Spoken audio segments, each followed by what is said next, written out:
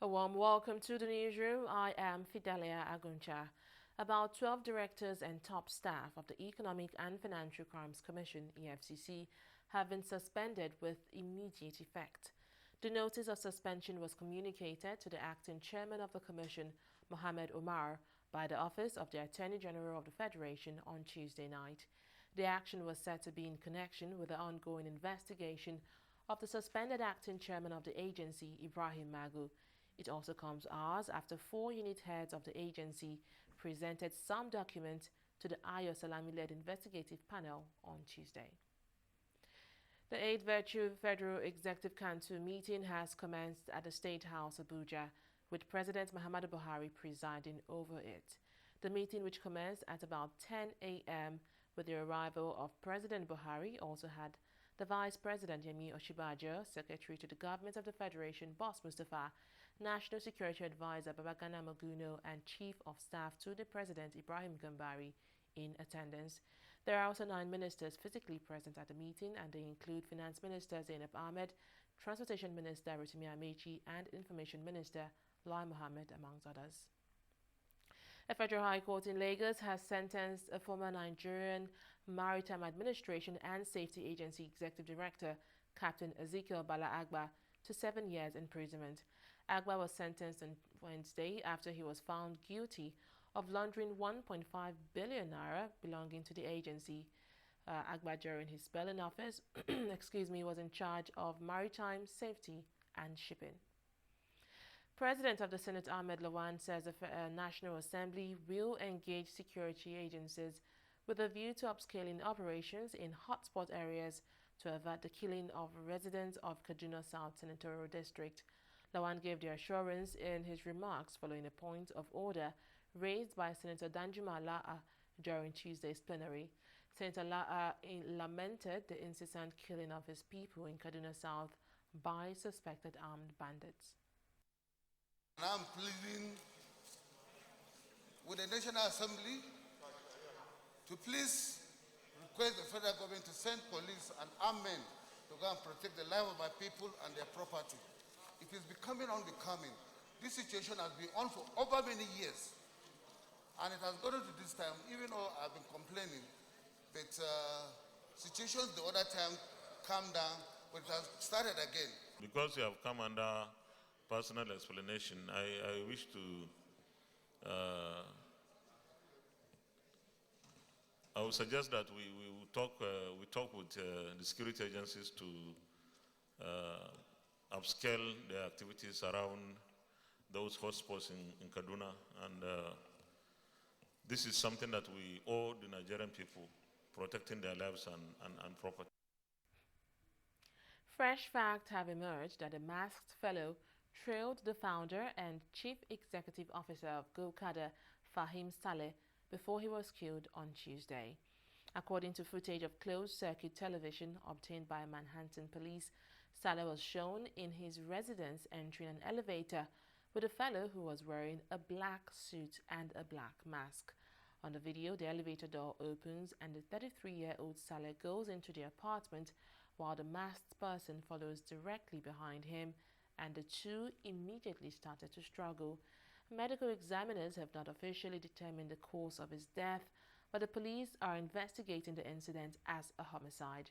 Saleh's dismembered and decapitated remains were found in his home on Manhattan's Lower East Side on Tuesday afternoon, while his dog Layla was, however, found alive in the apartments.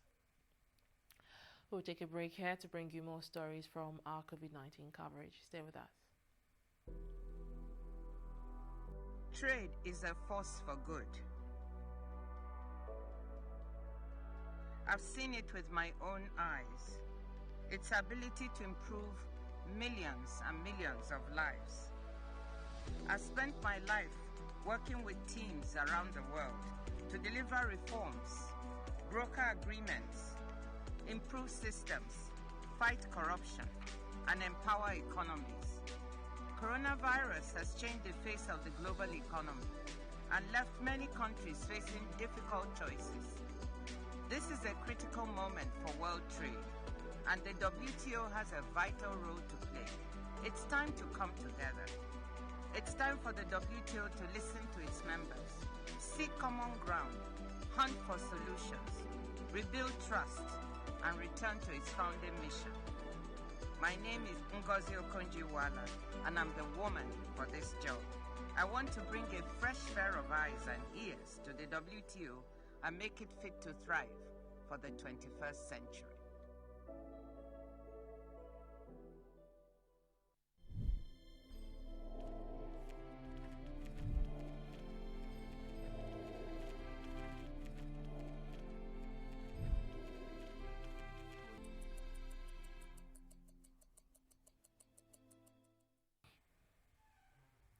Welcome back. Nigeria's COVID-19 infections have risen with 463 new cases, bringing the total number of infections in the country to 33,616. The Nigeria Center for Disease Control and CDC confirmed this in a tweet on Tuesday night. The new infections were identified in 16 states and the Federal Capital Territory, Abuja. The NCDC, however, noted that a total of 13,792 patients have recovered and have been discharged, while the country's death toll currently stands at 754. The Nigeria Labour Congress chairman in Taraba State, Comrade Peter Gambo, is dead. He died after a brief illness at the Taraba State Specialist Hospital, Jalingo, on Wednesday morning. According to reports, Gambo died from COVID-19 complications. Until his demise, Gambo was serving his second term in office as chairman of the NLC in Taraba. Members of the Lagos State House of Assembly have been directed to get tested for COVID-19. Temitope Adewale, lawmaker representing Ifako-Ijaye constituency, disclosed this in a statement on Tuesday. The development comes after the death of Tunde Braimo, lawmaker representing Kushofe constituency, on July 10. Braimo was the chairman, House Committee on Information, Security and Strategy. Adewale added that he had submitted himself for COVID-19 test and the result was negative. The Catalan government has passed a legal reform to overstep a judicial court ban and impose tougher lockdown measures in parts of the country. In 1 week, the number of COVID-19 cases in Barcelona tripled, and Catalonia as a whole reported daily figures not seen in almost 2 months. Following this, the government is backtracking the reopening of the country after months of lockdown. Instead, they are imposing fresh movement restrictions in coronavirus hotspots and making the use of face masks compulsory. We'll take a break here to bring you business stories and more.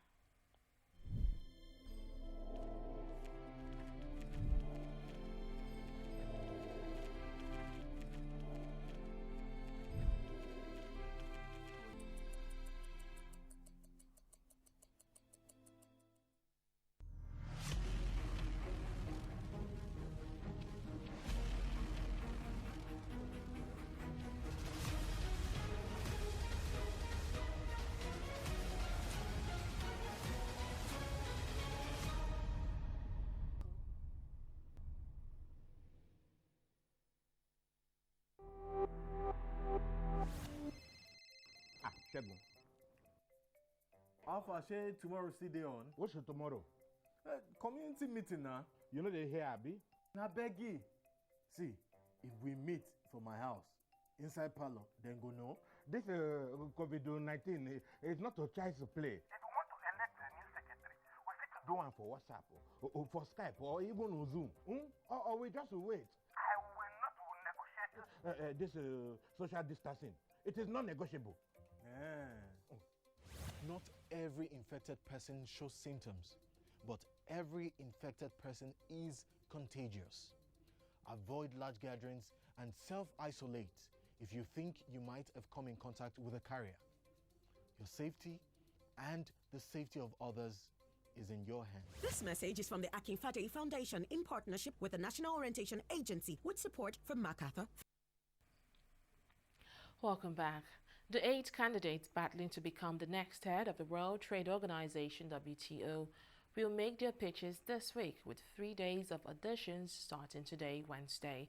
The contenders will make 15-minute presentations to the 164 member state representatives at the WTO headquarters in Geneva before facing a 75-minute grilling over their plans for the global trade body.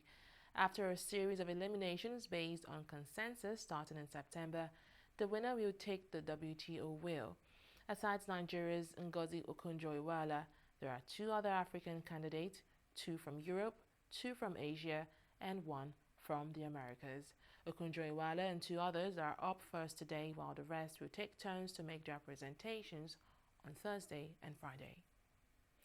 Minister of Aviation Hadi Sirika has assured Nigerians that the rehabilitation work at the Akanu Ibiam International Airport runway Enugu will be completed by August 30, 2020.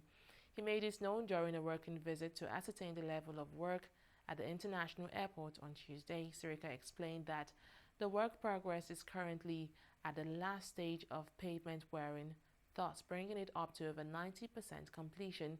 He also adds that perimeter fencing, roads, and air landing systems will all be ready to enable a 24-hour operation when it reopens again.